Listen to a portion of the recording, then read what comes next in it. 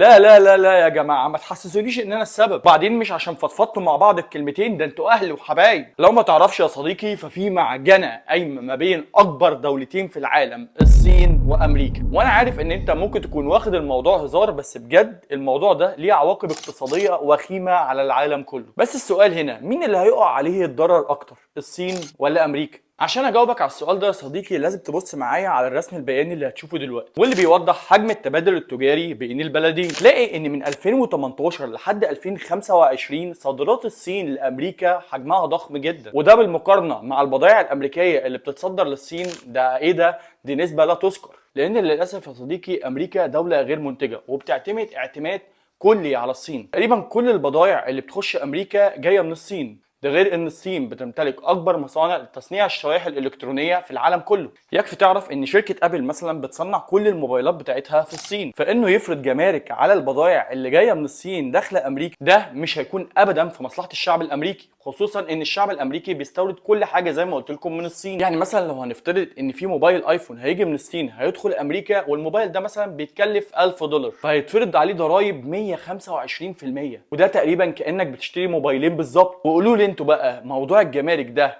هيكون في مصلحه امريكا ولا في مصلحه الصين؟